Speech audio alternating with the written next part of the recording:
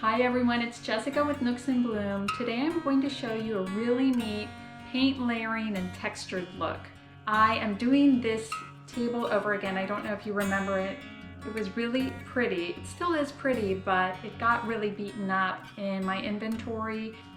What I'm going to do is demonstrate on this front part the paint layering technique that I'm going to do all around. So for my first technique here, I'm going to add a background color, and I've chosen, I don't know if you can see this, this is like a plum. We're just going to go around and dab in random parts because again, it's just a background color.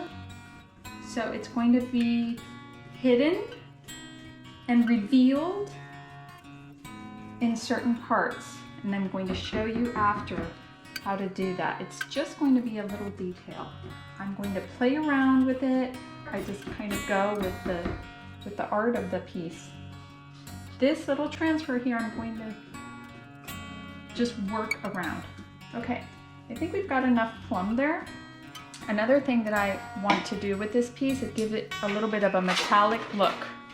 This is called Antique Bronze by Deco Art, and I love this stuff. It goes a really long way, this bottle, and it leaves a really pretty sheen.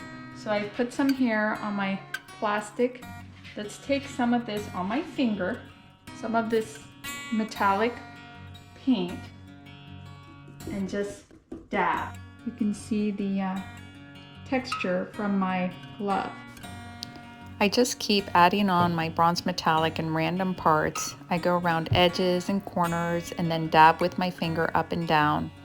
This is going to be part of the aging aesthetic of this piece. So we have a green on the bottom, and we have this gray, light gray, and now we have the plum, and we have the bronze metallic. Okay everyone, we are back to start with the next layer of paint. So as you can see, everything here is dry. Now we're going to add the gray color, this same color that's in the middle. We're going to add a little on our paintbrush, and we're going to start just dabbing everywhere, trying to leave some of the undercolor, the plum, exposed however you want it. Also the copper, leaving it exposed.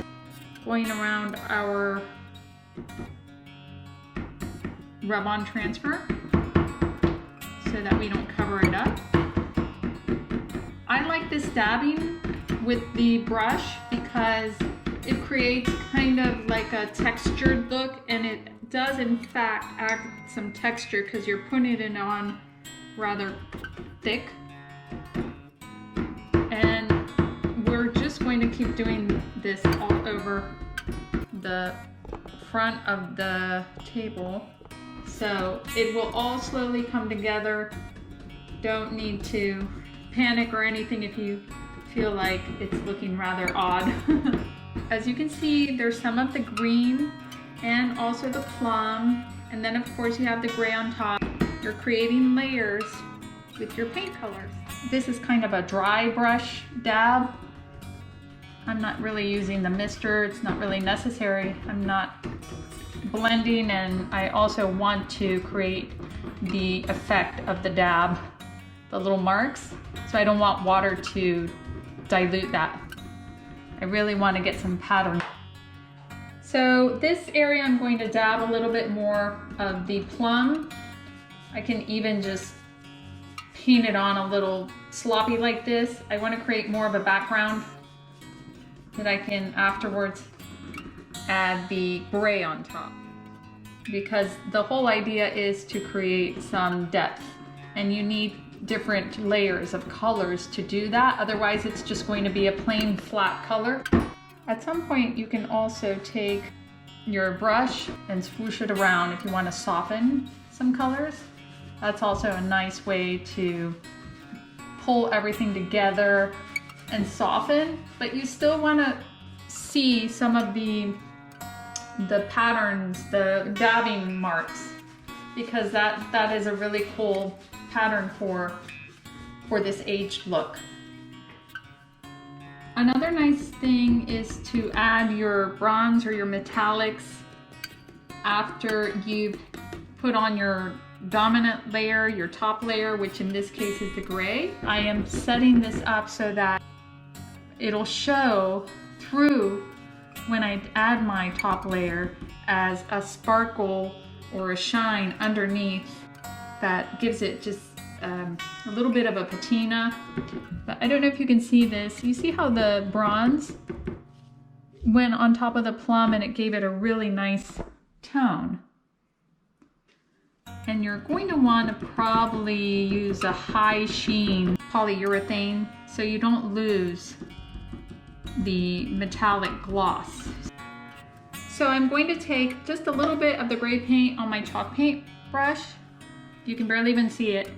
No misting, just really dry brushing in circular motions to soften things up and start creating that cloudy look.